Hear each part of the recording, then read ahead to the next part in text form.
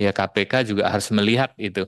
Jadi jangan sampai lagi guru-guru yang melakukan fungsi yang sangat mulia tetapi dibebankan dengan persyaratan yang mempersulit mereka. Berikut beberapa catatannya.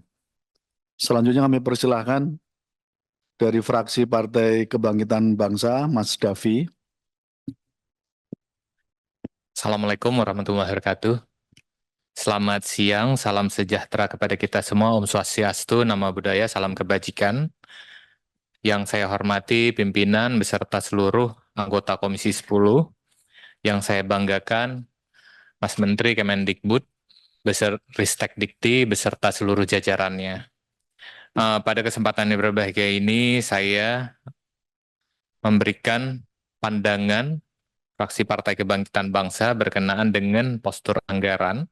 Kita ketahui bersama bahwa pendidikan Indonesia ini menghadapi banyak tantangan bagaimana bisa melahirkan generasi emas di 2045.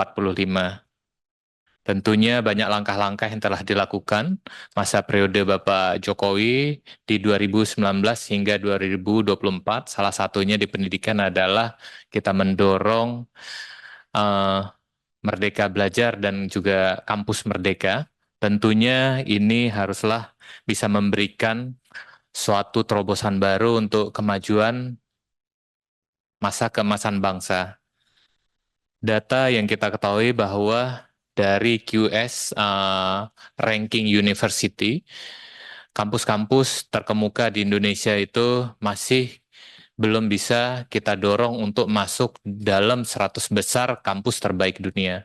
Ini masih menjadi catatan kita semua, karena memang tetangga-tetangga kita seperti halnya Malaysia itu Universitas Malaya aja udah masuk di 60 besar, kemudian juga kalau seperti halnya News maupun juga Nanyang itu memang sudah masuk di 10 besar. Mas Menteri, ini menjadi PR kita bersama bagaimana kita bisa mendorong kampus-kampus besar kita itu bisa masuk dalam ya 100 besar kampus terbaik dunia.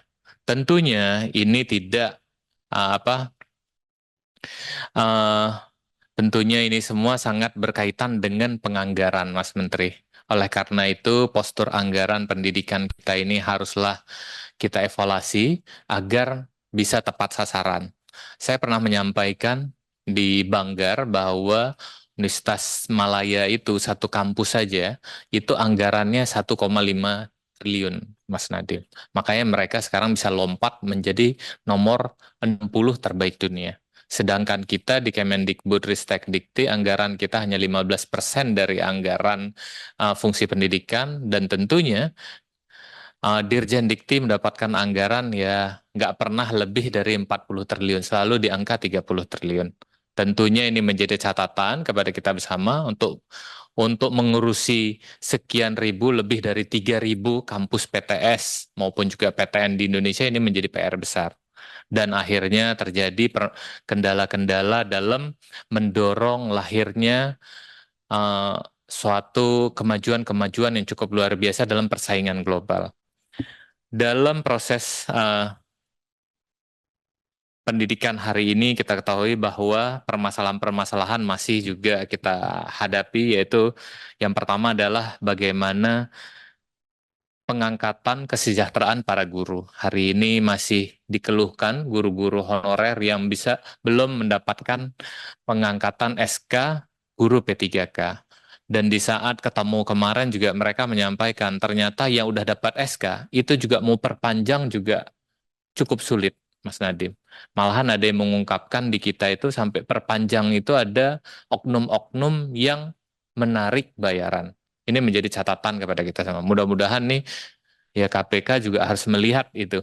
Jadi jangan sampai lagi guru-guru yang melakukan fungsi yang sangat mulia tetapi dibebankan dengan persyaratan yang mempersulit mereka. Kemudian juga bicara infrastruktur, kita ketahui bersama bahwa di saat pandemi kemarin banyak sekali anggaran refocusing untuk kesehatan. Akhirnya usulan untuk perbaikan sekolah-sekolah banyak sekali menjadi PR. Hampir sebagian besar sekolah-sekolah di Indonesia sekarang boleh dikatakan sebagian besar itu tidak layak. Mas Nadiem. Jadi bangunan-bangunannya sudah banyak yang rusak dan ini menjadi suatu permasalahan kepada kita bagaimana bisa mereka bisa belajar dengan tenang. Kemudian juga bicara dengan kurikulum kita juga harus kita terus kembangkan, kita evaluasi bagaimana bisa melahirkan suatu terobosan-terobosan baru dan nantinya melahirkan lulusan-lulusan yang berdaya saing dan juga unggul. Kemudian juga kita masih punya PR besar penggunaan teknologi, masih banyak sekolah-sekolah kita yang belum mendapatkan akses teknologi, ditambah lagi masih banyak wilayah-wilayah 3T itu jangankan akses teknologi, jaringan pun belum ada. Nah, ini menjadi catatan kepada kita semua. Kemudian penguatan pendidikan vokasi, ya kami dari fraksi Kebangkitan Bangsa agak sedikit sedih ya sebenarnya dengan turunnya anggaran berdampak kepada turunnya anggaran di sektor vokasi. Kita ketahui data dari BPS bahwa vokasi kita penyumbang pengangguran yang cukup besar. Nah, ini menjadi catatan bagaimana bisa melakukan suatu terobosan dengan kolaborasi dengan dunia kerja agar dunia kerja juga bisa membantu vokasi ini bisa punya suatu lompatan baru agar lulusannya bisa langsung terserap di dunia kerja. Kemudian juga fungsi dari dukungan para perguruan tinggi swasta menjadi catatan juga, Mas Nadiem. Kita harus pahami bahwa pendidikan swasta ini merupakan peran yang sangat strategis dalam melahirkan Indonesia Emas di 2045. Sekolah-sekolah swasta maupun juga perguruan tinggi swasta juga harus menjadi perhatian utama kita.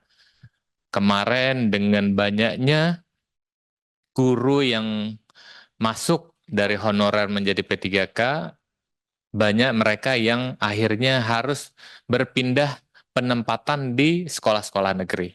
Nah, ini harus kita carikan jalan keluar, Mas Nadiem, agar mereka bisa dikembalikan ke sekolah asalnya. Karena di saat kami turun ke Dapil, hampir semua sekolah swasta menyampaikan hal tersebut. Guru-guru terbaik mereka itu ditempatkan di tempat lain di saat mereka lulus P3K. Kemudian juga terakhir yaitu akses pendidikan. Ini dengan turunnya kita ketahui bahwa dengan penambahan jumlah penduduk, maka kebutuhan masyarakat untuk mendapatkan beasiswa itu semakin tinggi. Nah, ini menjadi catatan agar kita bisa memberikan akses pendidikan beasiswa, baik itu program PIP maupun juga program KIP. Dan juga kita bisa mendorong beasiswa untuk mahasiswa-mahasiswa berprestasi.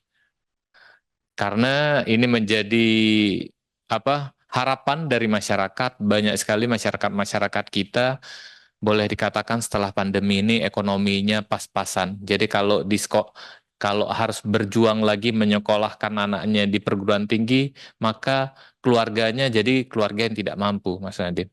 Jadi yang pas-pasan kalau memaksakan anaknya untuk kuliah, jadi keluarganya jadi tidak mampu. Nah, ini harus kita cari jalan keluar agar bisa memberikan kesempatan kepada anak-anak terbaik bangsa untuk bisa melanjutkan pendidikannya ke jenjang yang lebih tinggi. Mungkin itu yang dapat kami sampaikan, kami dari fraksi Partai Kebangkitan Bangsa berkenaan dengan pagu indikatif dan juga tambahan anggaran kami bisa menerima. Terima kasih. Wallahul muwaffiq ila aqwamit thoriq. Wassalamualaikum warahmatullahi wabarakatuh. Terima kasih Mas Davi dari fraksi Partai Kebangkitan Bangsa telah menyampaikan pandangan akhirnya. Jelajahi cara baru mendapatkan informasi. Download Metro TV Extend sekarang.